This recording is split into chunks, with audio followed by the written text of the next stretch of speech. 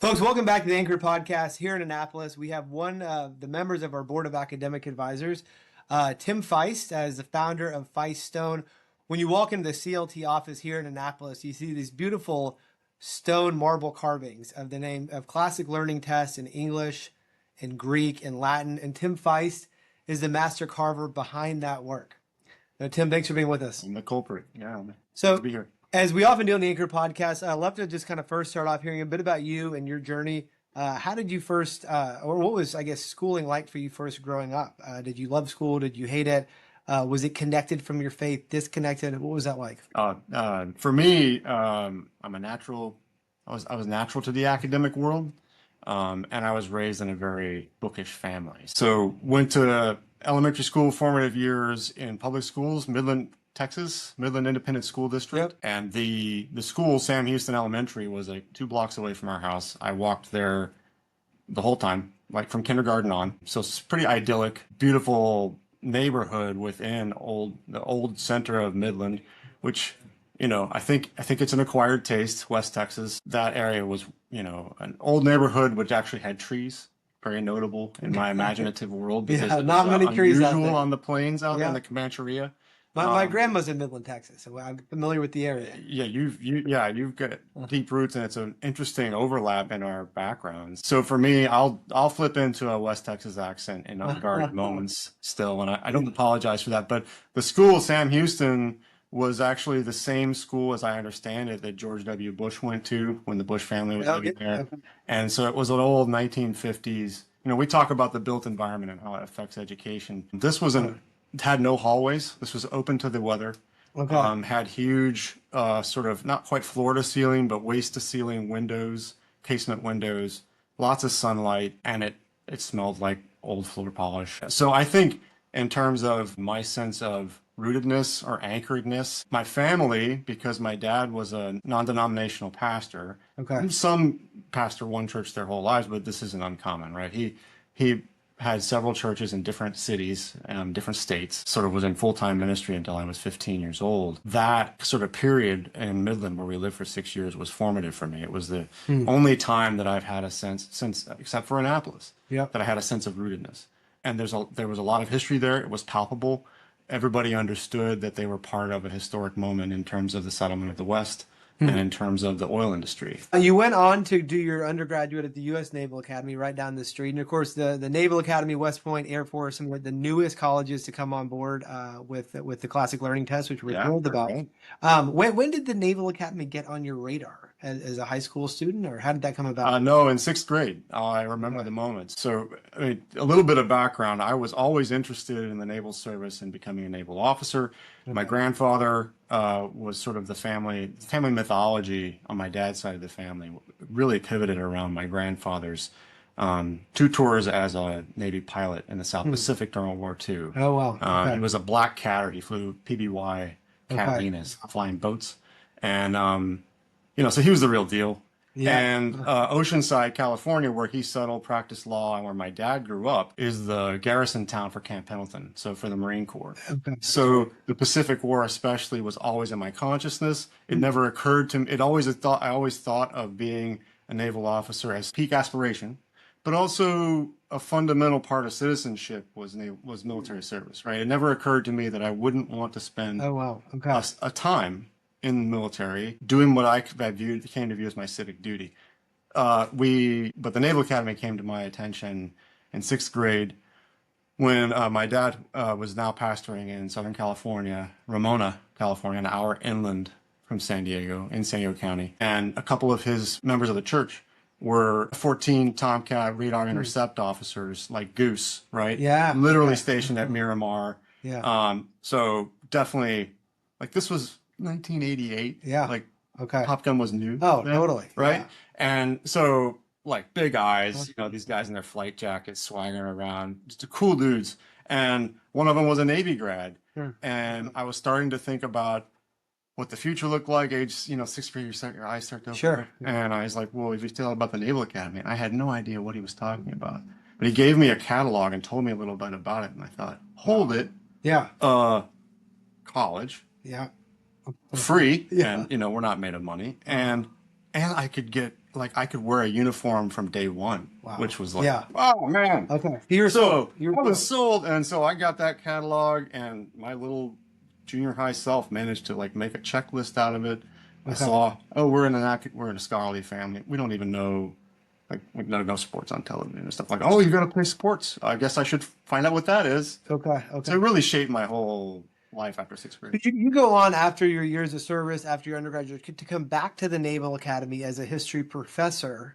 This interest in history, did this begin in high school? Did you go into the academy with this as an interest? How did that come about? I was a history geek from day one. Okay. And so, yeah, the background story you asked about the intersection of faith, we'll talk about history and my early childhood education, right? It all started early and didn't deviate. Maybe I'm a little obsessive. Dad being a pastor, right? So the book that we were immersed in was the Bible. It was the Protestant scriptures. And for Dad, Greek and Hebrew Okay. scriptures. But he had on his shelves of all the books, the ones that caught my eye before I could even read, Hmm. were these two National Geographic. They were by a guy named Bart McDowell.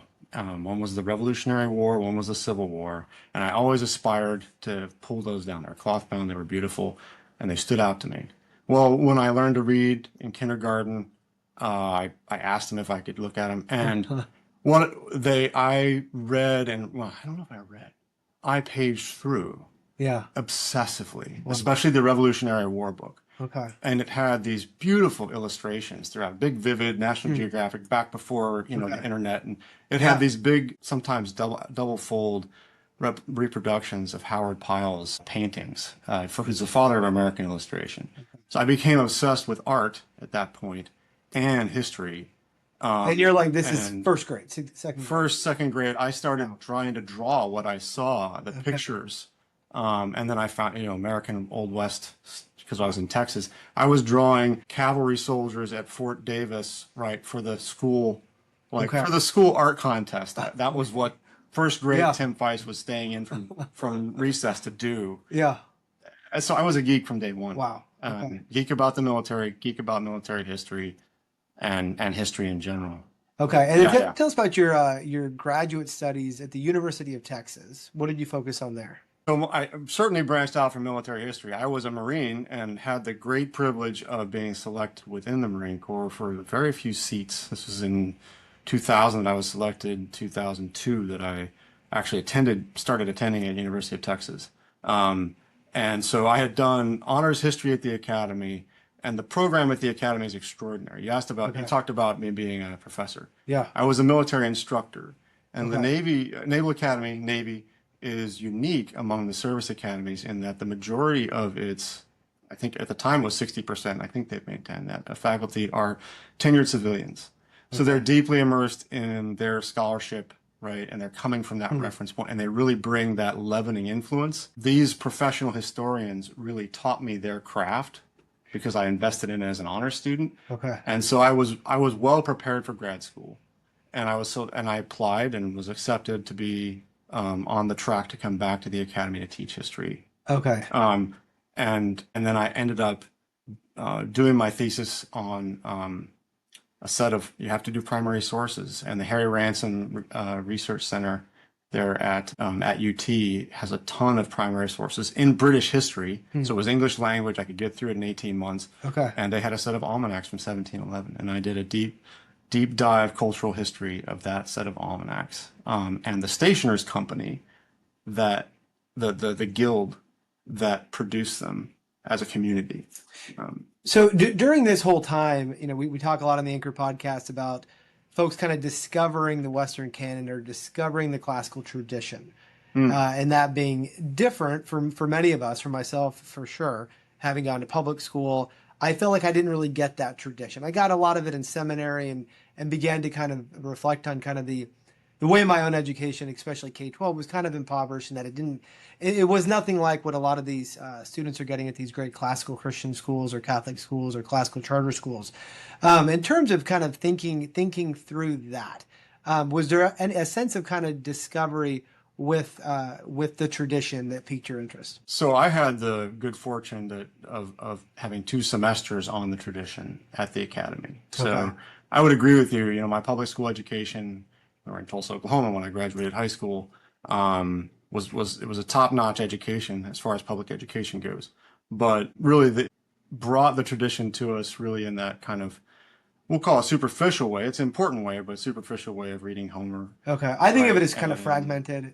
fragment is a good word, and I'm not sure that I've done more than a fragmented dive, especially in the ancient tradition, because when I Uh-huh. came back to the academy after having 2 semesters as a midshipman of Western Civ 1, Western Civ 2, Yep. I came back and I was the course coordinator for Western Civ 2 Okay. because my specialty was in, sort of post 1450, Okay. but was deeply immersed sort of in the modern. So I was having to reference and become familiar with the lineage, but and so maybe this was it would be an unsurprising scandal, right? That you have someone who I haven't read the full corpus of Plato, right? And yet I was very aware because I had colleagues who, like John Fryman, who Yeah. was teaching at the same time, or Marcus Jones, Yeah. who are extremely fluent, right, and immersed in that tradition. I had an inferiority complex, and I knew, and so I read as much as I could, right, and tried to come to grips with. I think one of the things that while I was teaching that struck me was the tragic tradition in Greece, right, the significance, and it's kind of like Ecclesiastes in biblical canon.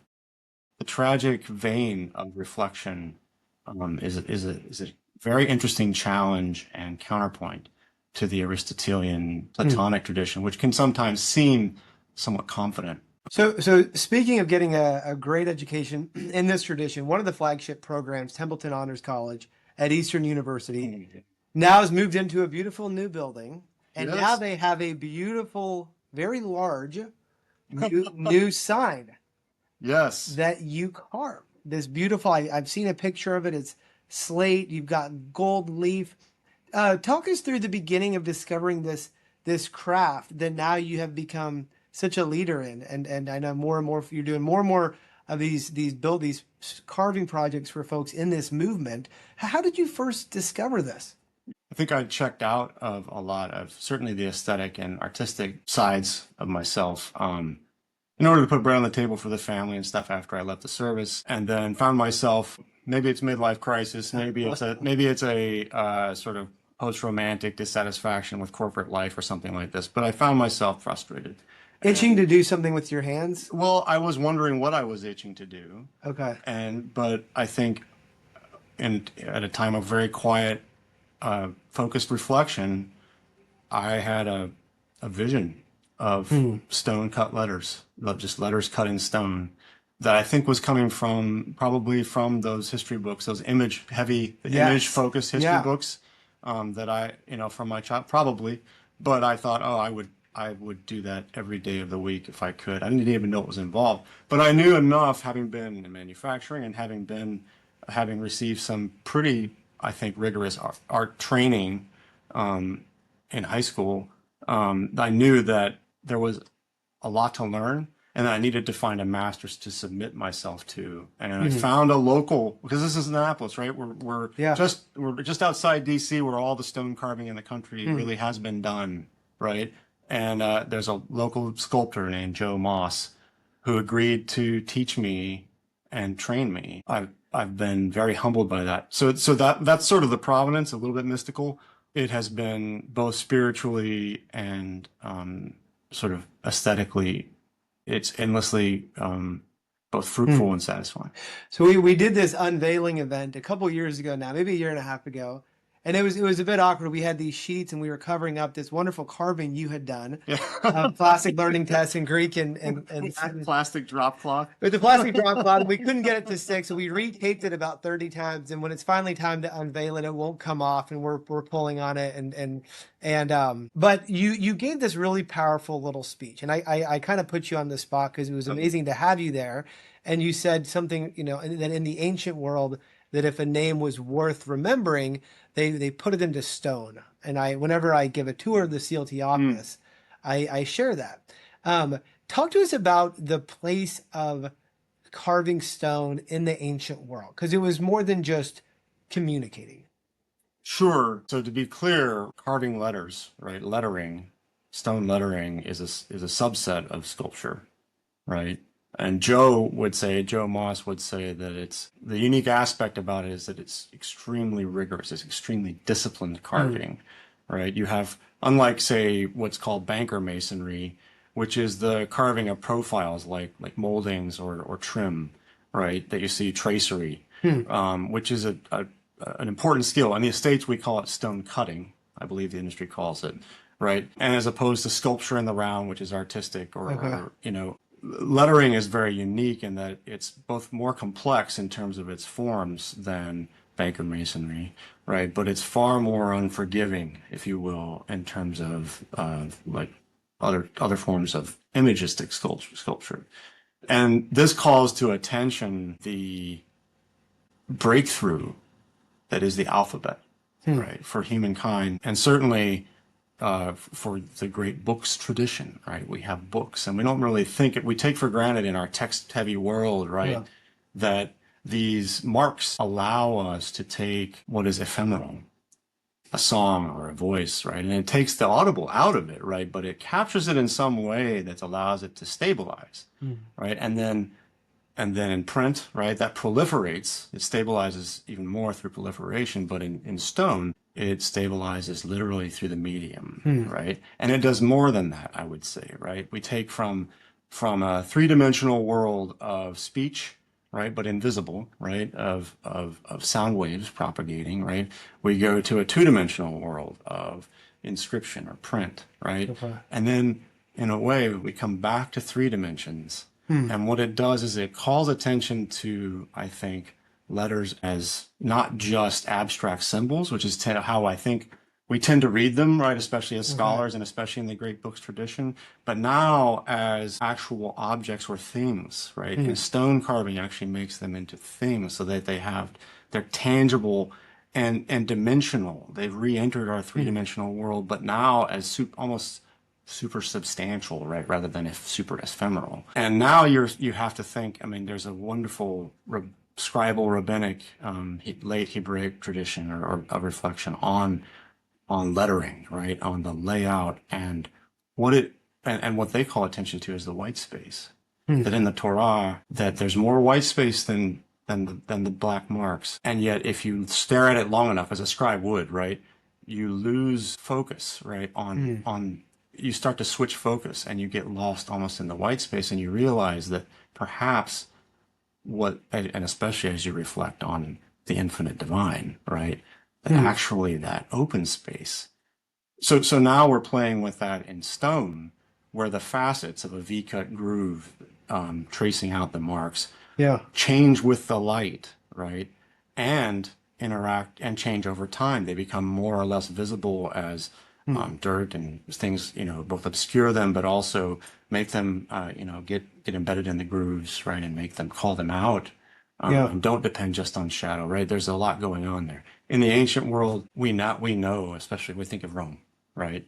But it's also true in Greece, right? That what's carved in stone was first written on the stone, and that what you're looking at is a collaboration between the scribe and the carver, and both have a play. You're seeing the scribe's handwriting in basic forms, but you're also seeing modifications to that form through the medium of the chisel and mallet.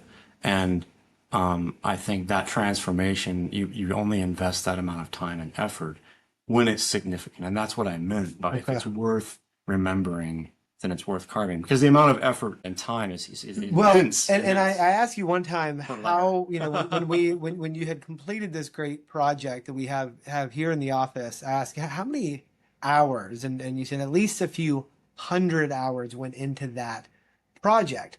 The actual work itself, I mean, is it, I think of it in some ways as kind of Benedictine. Does it seem to be a spiritual exercise almost? Oftentimes, yes, but perhaps a spiritual discipline, because on the one hand, what I really like is the cutting of the stone, but so much of the work is bracketed around that. It's the development of the design, it's the application of the design to the stone, And then it's, so the delivery and installation and it's the logistics surrounding that. There's less of the time just chipping away than I would like. And so I have to be patient about that because it's so permanent, right?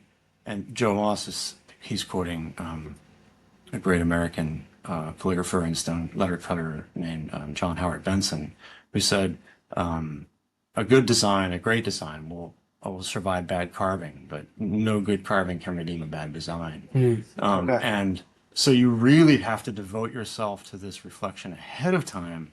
And then you are immersed in this extremely unforgiving activity of the carving away the material within that design and the execution. So I think for me, the spiritual discipline of patience has been, I'm not naturally patient. And this has been a discipline, yeah.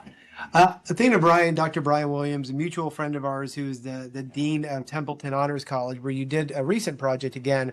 And I believe and I may be getting this story wrong, I believe he went to Hippo to visit where St. Augustine was from, and saw carvings there. And he had already been to the CLT office for this unveiling and thought, I wonder if Tim Feist can do that.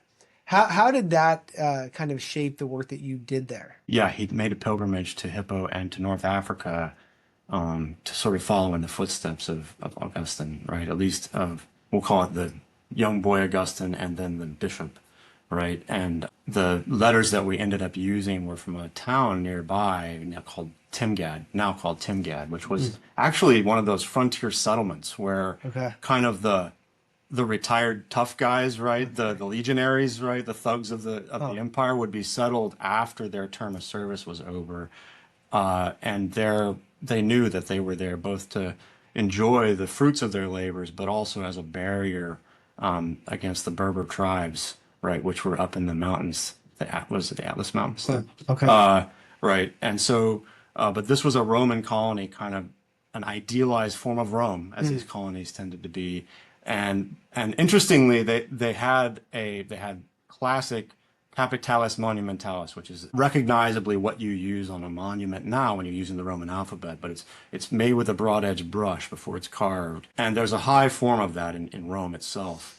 But in the periphery, right, and even in Rome, you get people of greater or lesser skill, right? The paradigm for Anglophone lettering now is on the Trajan column in Rome. That's sort of what we compare it to. And there was a very similar, recognizably the same genre, lineage of writing in Timgad, but it was very frontier, right? It had a swagger to it and a rhythm to it that was more free, open, and a little bit, I don't want to say in your face, form of it, right? This is a connoisseur's kind of view, but so what Brian had chosen was a great, in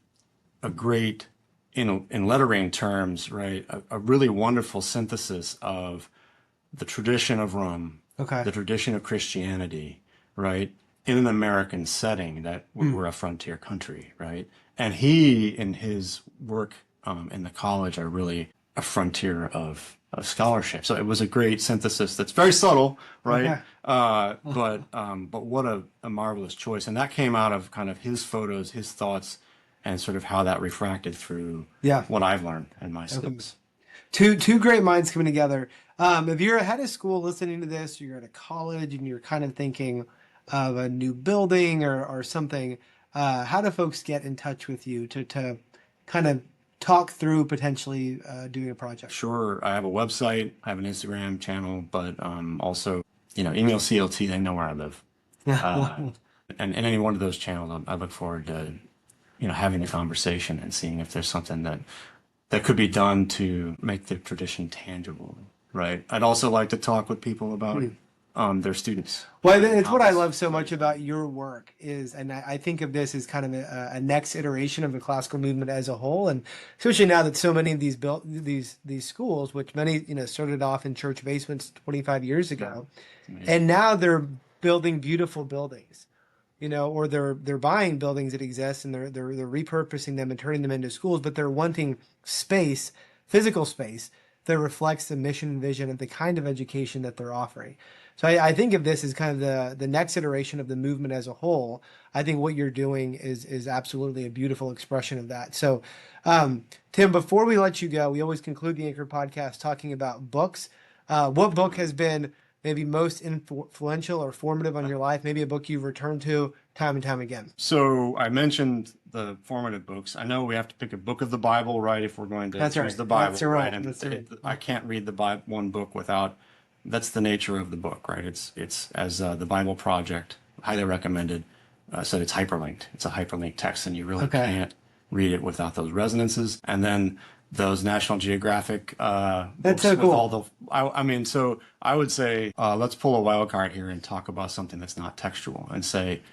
Think about, especially if you're educating in the tradition, think about the images, right? Those illustrations from Howard Pyle of American history brought home to my young heart and metastasized, if you will, if that's the right word, matured into a love of country, a love of the virtues that were being portrayed. And I would say if I could talk about a favorite book, it would be a book of Howard Pyle's illustrations. Wow, wow, that's beautiful. We've had this conversation before that it's not always for everyone reading their way into the tradition. Sometimes it's seeing an incredible church, it's seeing a statue, it's seeing an incredible painting, it's seeing an actual artifact that draws them into the beauty and mystery of this tradition.